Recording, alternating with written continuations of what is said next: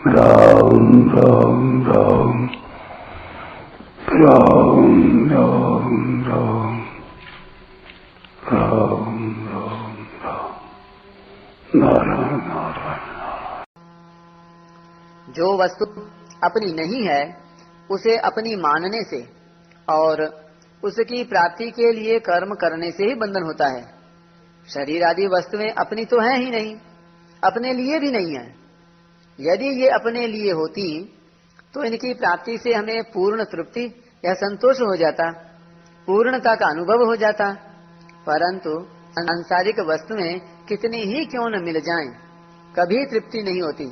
तृप्ति या पूर्णता का अनुभव उस वस्तु के यानी भगवान के मिलने पर होता है जो वास्तव में अपनी है। अपनी वास्तविक वस्तु के मिलने पर फिर स्वप्न में भी कुछ पाने की इच्छा नहीं रहती। जैसे संसार में सभी पुत्रवती स्त्रियां माताएं ही हैं, पर बालक को उन सभी माताओं के मिलने से संतोष नहीं होता, प्रत्युत अपनी माता के मिलने से ही संतोष होता है।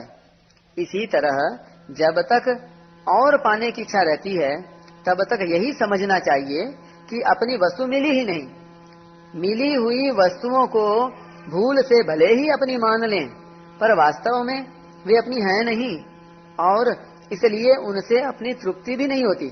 अतः मिली हुई कोई भी वस्तु अपनी और अपने लिए नहीं है। शरीर आदि प्राप्त वस्तुओं को न तो हम अपने साथ लाए थे और न अपने साथ ले ही जा सकते हैं, तथा वर्तमान में भी ये हमारे से प्रतिक्षण युक्त हो रही हैं। वर्तमान में जो ये अपनी प्रतीत होती हैं वह भी सदुपयोग करने अर्थात दूसरों के हित में लगाने के लिए, न कि अपना अधिकार जमाने के लिए। अतः हमें प्राप्त वस्तुओं का सदुपयोग करने का ही अधिकार है, अपनी मानने का नहीं।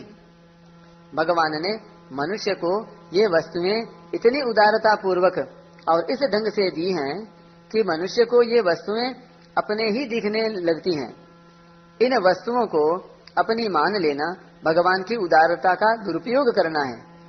जो वस्तुएं अपनी नहीं हैं पर जिन्हें भूल से अपनी मान लिया है, उस भूल को मिटाने के लिए साधक अध्यात्म चित्त से गहरा विचार करके उन्हें भगवान के अर्पण कर दे, अर्थात भूल से माना हुआ अपनापन हटा ले। जिसका एकमात्र उद्देश्य अध्यात्म तत्व की प्राप्ति का है यानी परमात्मा की प्राप्ति का है, ऐसा साधक यदि गंभीरता पूर्वक विचार करे तो उसे स्पष्ट रूप से समझ में आ जाएगा कि मिली हुई कोई भी वस्तु अपनी नहीं होती, प्रत्युत बिछुड़ने वाली होती है। शरीर, पद, अधिकार, शिक्षा, योग्यता, धन, संपत्ति, जमीन आदि जो कुछ मिला है संसार से ही मिला है और संसार के लिए ही है। मिली हुई वस्तुओं को चाहे संसार का माने, चाहे प्रकृति का माने और चाहे भगवान का माने, यानी चाहे कार्य का माने, चाहे कारण का माने और चाहे स्वामी का माने, पर सार बात यही है, यानी मुख्य बात यही है कि वे अपनी नहीं हैं।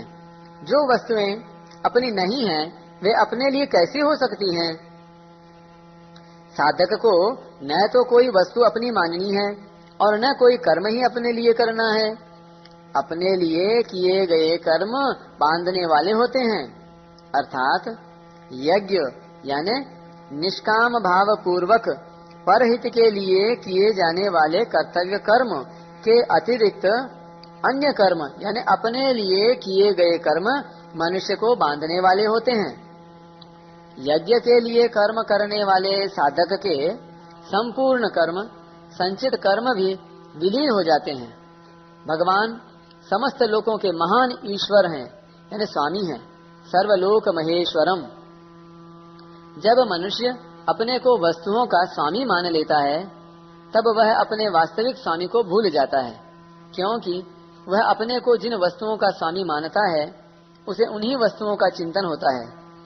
अतः भगवान को ही विश्व का एकमात्र स्वामी मानते हुए साधक को संसार में सेवक की तरह रहना चाहिए। सेवक अपने स्वामी के समस्त कार्य करते हुए भी अपने को कभी स्वामी नहीं मानता। अतः साधक को शरीर, इंद्रियां, मन, बुद्धि, पदार्थ आदि को अपना न मानकर केवल भगवान का मानते हुए अपने कर्तव्य का पालन कर देना चाहिए। कर्म करने में निमित्त मात्र बन जाना चाहिए। अपने में स्वामी पने का अभिमान नहीं करना चाहिए।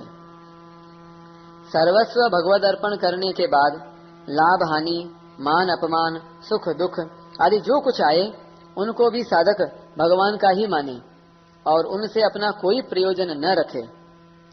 कर्तव्य मात्र प्राप्त परिस्थिति के अनुरूप होता है। परिस्थिति के अनुरूप प्रसन्नता पूर्वक अपने कर्तव्य का पालन करता रहे, यही भगवान के मत का सदा अनुसरण करना है। मुच्यन्ते तेपि कर्मभिः। भगवान अर्जुन से मानो यह कहते हैं कि मैं तुम्हें तो सर्वस्व मेरे अर्पण करके कर्तव्य कर्म करने की स्पष्ट आज्ञा दे रहा हूँ। अतः मेरी आज्ञा का पालन करने से तुम्हारे मुक्त होने में कोई संदेह नहीं है। परंतु जिनको मैं इस प्रकार स्पष्ट आज्ञा नहीं देता हूँ, वे भी अगर इस मत के अनुसार यानी मिले हुए को अपना न मानकर कर्तव्य कर्म का पालन करना, इसके अनुसार चलेंगे तो वे भी मुक्त हो जाएंगे। कारण कि यह मत ही ऐसा है कि चाहे मुझे माने या न माने, केवल इस मत का पालन करने से ही मनुष्य मुक्त हो जाता है। परिशिष्ट भाव। भगवान का मत ही वास्तविक और सर्वोपरि सिद्धांत है, जिसके अंतर्गत सभी मत मतांतर आ जाते हैं। परंतु भगवान अभिमान न करके बड़ी सरलता से, नम्रता से अपने सिद्धांत को मत नाम से कहते हैं। तात्पर्य है कि भगवान ने अपने अथवा दूसरे किसी के भी मत का आग्रह नहीं रखा है। प्रत्युत निष्पक्ष होकर अपनी बात सामने रखी है। मत सर्वोपरि नहीं होता, प्रत्युत व्यक्तिगत होता है। हर एक व्यक्ति अपना अपना मत प्रकट कर सकता है, परंतु सिद्धांत सर्वोपरि होता है जो सबको मानना पड़ता है। इसलिए गुरु शिष्य में भी मतभेद तो हो सकता है, पर सिद्धांत भेद नहीं हो सकता। ऋषि मुनि दार्शनिक अपने अपने मत को भी सिद्धांत नाम से कहते हैं, परंतु गीता में भगवान अपने सिद्धांत को भी मत नाम से कहते हैं। ऋषि मुनि दार्शनिक आचार्य आदि के मतों में तो मतभेद रहता है, पर भगवान के मत अर्थात सिद्धांत में कोई मतभेद नहीं है।